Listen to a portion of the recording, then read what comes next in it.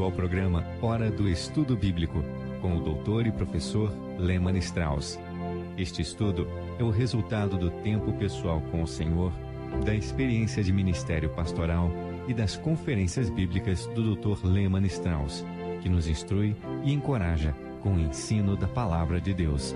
Agora com você, Hora do Estudo Bíblico, na apresentação de Aurélio Campos. Antes de começarmos o nosso estudo de hoje, vamos buscar a Deus em oração. Pai Celestial, nós queremos agradecer pelo nosso Salvador, o Senhor Jesus Cristo. Te louvamos por todos os irmãos que ouvem esta transmissão, que ouvem esse programa e que apoiam este ministério. Esteja com cada um deles, Senhor, os abençoando e suprindo todas as suas necessidades. Queremos te pedir agora que abençoes a tua palavra e fale aos nossos corações. Oramos em nome de Jesus. Amém. Estamos estudando o livro de Joel e nos versículos 1 a 7 vimos sobre a praga de gafanhotos. Nós vimos o motivo da praga. No versículo 5 fala sobre o problema da embriaguez e Deus começa o seu juízo sobre este pecado. Eu mencionei que a Bíblia nunca se refere a essas pessoas como alcoólatras, nem fala do alcoolismo como uma doença. Sempre chama de bêbados, embriagados, e sempre são condenados por Deus. Agora, queridos amigos, não vou me desculpar por ensinar a Bíblia, ensinar o que a Bíblia diz. Pessoalmente, acredito que uma das maiores desgraças da nossa sociedade hoje em dia é o alcoolismo, a embriaguez. De acordo com as companhias de seguros, estima-se que 50% das pessoas que morrem em acidentes de carro a cada ano nos Estados Unidos morrem como resultado do álcool. Pessoas que dirigem embriagadas. Nós temos que fazer algo a esse respeito. Se você estiver envolvido com bebida, então potencialmente você é um alcoólatra. Não me interprete mal, ouça bem. Eu não disse que você é um alcoólatra, mas que você é potencialmente um alcoólatra. Você pode se tornar um. As pessoas que bebem até se embriagar sempre começaram tomando um pouquinho. Sabe, existem muitas razões pela qual alguém começa a beber, mas eu posso garantir que você nunca será um bêbado se fizer o seguinte: não tomar o primeiro gole. O alcoolismo aqui em Joel 1, versículos de 1 a 7, é a causa do juízo. Bem, começando com o versículo 8, temos uma oração. Depois de falar sobre os que se embriagam com vinho, Joel chama os líderes espirituais a lamentar. Versículo 8 diz: lamenta como a virgem que está cingida de saco pelo marido da sua mocidade. O povo é chamado a ficar de luto, como uma noiva recém-casada faria por seu marido que morreu na batalha. A videira e a figueira são mencionadas nas Escrituras como um tipo de Israel. No Salmo 80, começando com o versículo 2 até o 6, Israel é tipificado como uma videira. Podemos ver muitos outros exemplos na Bíblia onde Israel é tipificado como figueira. Alguns exemplos são Mateus 21, versículos 17 a 21, Mateus 24, versículos de 32 a 33 e Lucas 13, versículos de 6 a 10. Aqui Israel é tipificado pela figueira. Portanto, a videira e a figueira estão sob julgamento e Deus chama a nação para lamentar e fazer luto por seu pecado, que levou à punição da praga de gafanhotos. Dada a dimensão do desastre e perda, um lamento era mais que compreensível. Deus está dizendo para parar tudo o que estão fazendo, colocarem-se de joelhos e chorar, lamentar e se arrepender de seus pecados. O desastre foi uma proporção tão grande que até mesmo afetou o aspecto religioso da população. Veja os versículos 9 e 10. Foi cortada a oferta de alimentos e a libação da casa do Senhor. Os sacerdotes, ministros do Senhor, estão entristecidos. O campo está assolado e a terra triste, porque o trigo está destruído, o mosto se secou, o azeite acabou. Observe, os sacerdotes, os ministros do Senhor, são chamados a lamentar aqui no versículo 9. Tanto o povo como a terra foram afetados, por isso o chamado para lamentar e arrepender-se era para todos. Tanto os agricultores como os sacerdotes estão incluídos. Deus diz: despertai, lamentai, se envergonhem. Portanto, Deus chama todas as pessoas ao arrependimento. E a grande preocupação de Deus não era a economia devastada, mas o coração cheio de maldade das pessoas. Tanto a terra como as pessoas pertencem a Deus. Ele os chama de minha vinha, a minha figueira. Você observou isso no versículo 7? Vamos ler. Fez da minha vide uma assolação e tirou a casca da minha figueira. Deus se refere a Israel como meu povo, mais de 100 vezes no Antigo Testamento. Você vai perceber isso no livro de Joel também. Por exemplo, no capítulo 2, versículo 26. E comereis abundantemente, vos fartareis, e louvareis o nome do Senhor vosso Deus, que procedeu para convosco maravilhosamente, e o meu povo nunca mais será envergonhado. Observou? Meu povo. Mais uma vez, no versículo 27 diz, e vós sabereis que eu estou no meio de Israel, e que eu sou o Senhor vosso Deus, e que não há outro, e o meu povo nunca mais será envergonhado.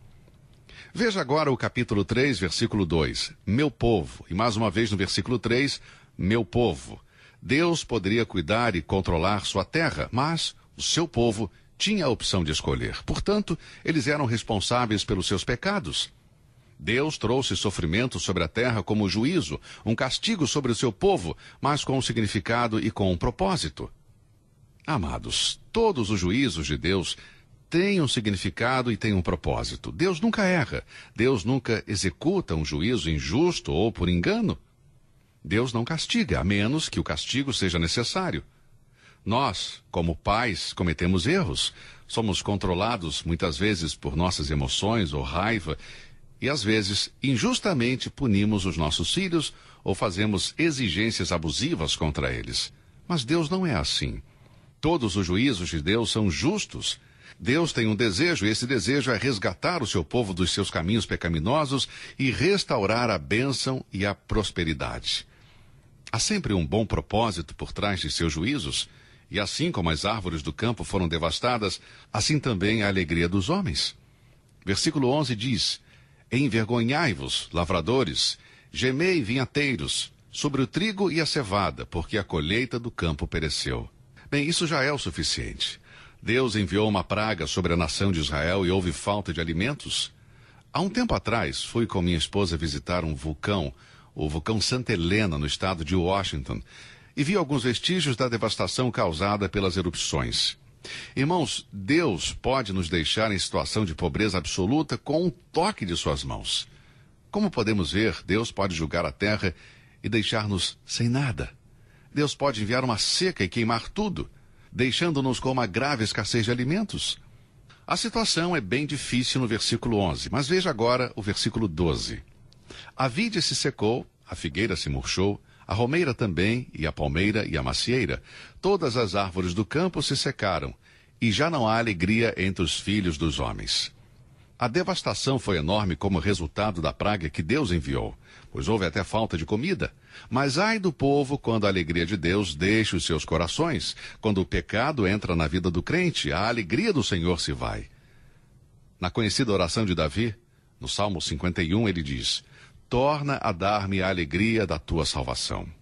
Quando Davi pecou, ele não perdeu a sua salvação, mas com certeza ele perdeu a alegria. Você já observou isso, querido ouvinte? Os cristãos que são despojados de sua alegria se lamentam. Portanto, agora Deus está chamando o seu povo para se lamentar, para chorar, para se envergonharem por causa dos seus pecados. E ele lhes diz, se vocês se arrependerem, restaurarei a vossa alegria. A alegria está relacionada, então, com o louvor. Alguma vez você já pensou nisso? Por exemplo, nos Salmos 63, versículo 5 diz, a minha boca te louvará com alegres lábios. Salmos 66, 1, celebrai com júbilo a Deus todas as terras.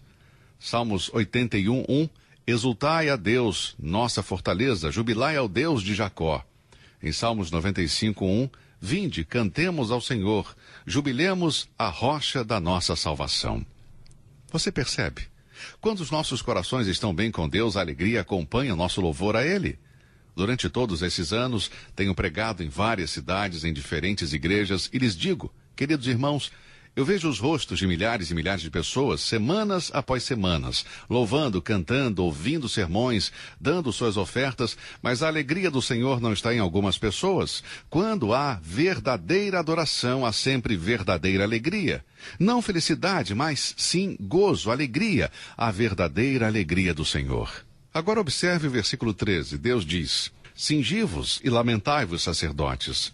Gemei, ministros do altar. Entrai e passai a noite vestidos de saco, ministros do meu Deus, porque a oferta de alimentos e a libação foram cortadas da casa de vosso Deus.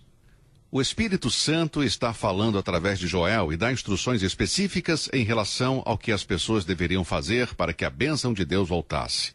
Os sacerdotes eram incapazes de realizar suas tarefas. E por quê? Porque não haviam provisões para os sacrifícios e oblações. Não havia grão. Os gafanhotos tinham comido tudo e não havia maneira de produzir alimentos e bebidas para as ofertas do Senhor.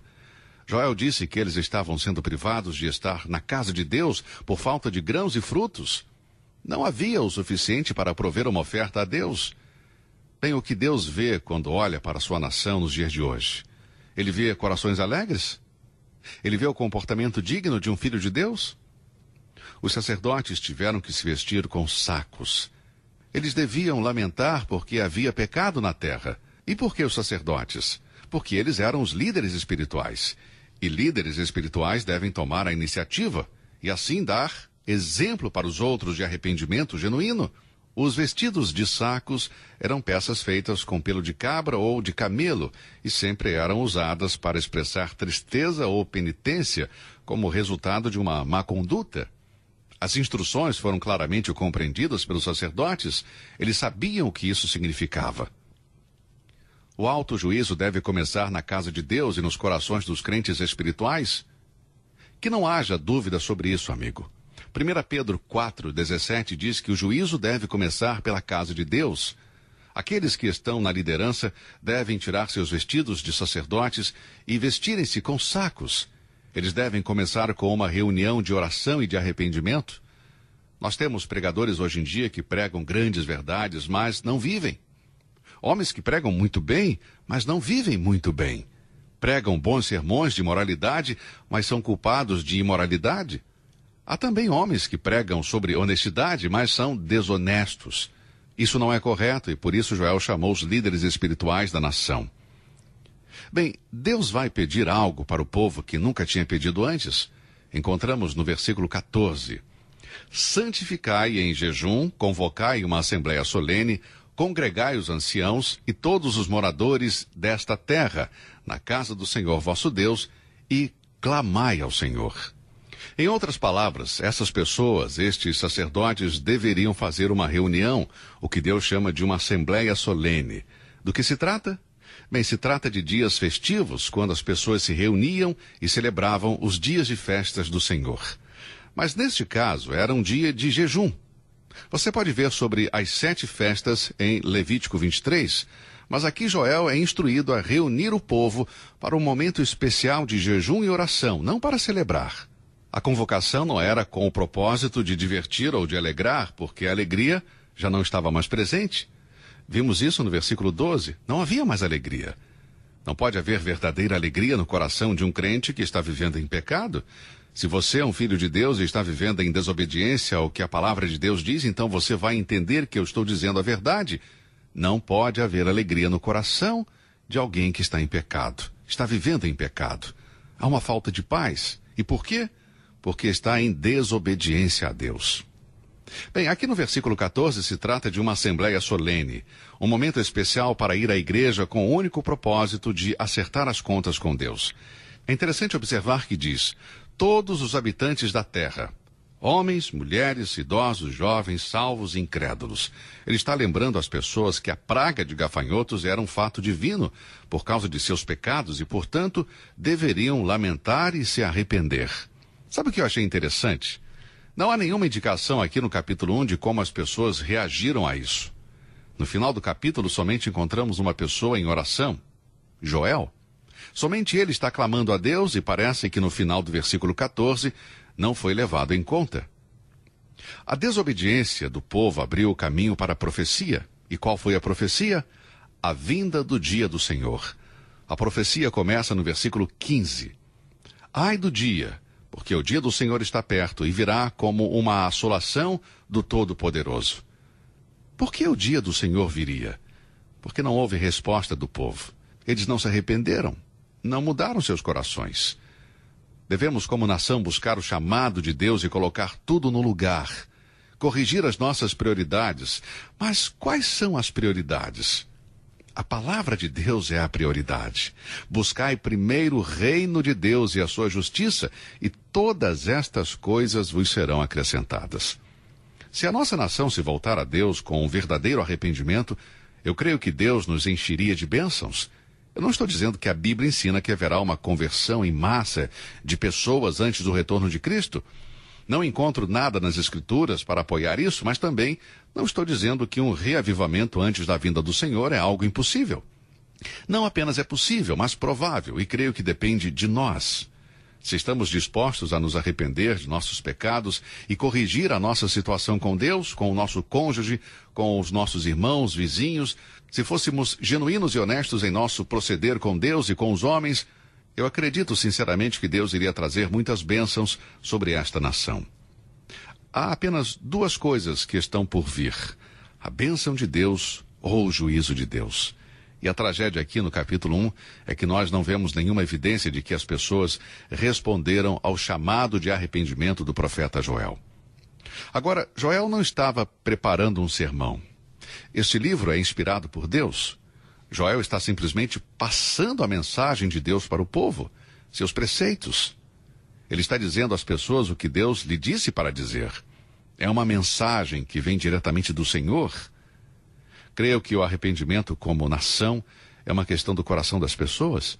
Eu não vejo como podemos ter um arrependimento de toda a nação se não começar no coração de cada um de nós.